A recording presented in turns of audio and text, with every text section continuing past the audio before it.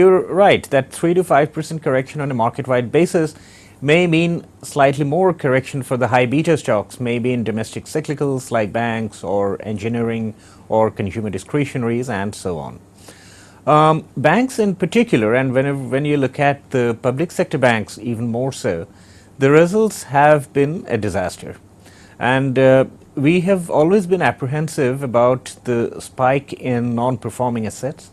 But the deterioration in asset quality in this quarter has actually underscored the problem that these banks could face going forward over the next 2 to 3 quarters.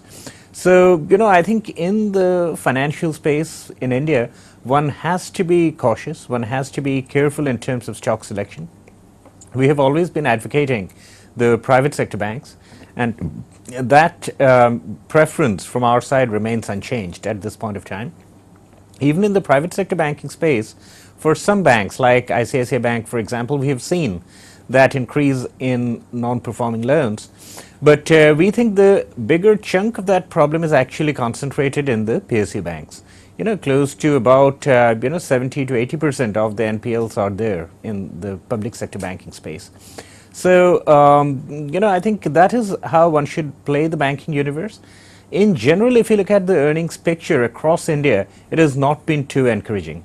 In fact, it's been about 5 to 6% lower than the consensus estimates. There are still a few big companies like Larsen Toubro which are yet to report. I think L&T reports today. But apart from the IT services which reported early on in the day, it's been a pretty significant disappointment, and this disappointment has actually happened across Asia, not just in India. So, I think one has to be slightly careful in terms of stock and sector selection at this stage.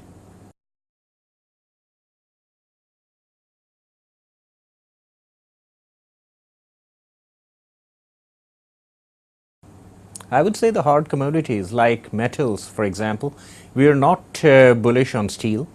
The steel numbers, they have been by and large disappointing. There's still a lot of overcapacity in China and rest of Asia.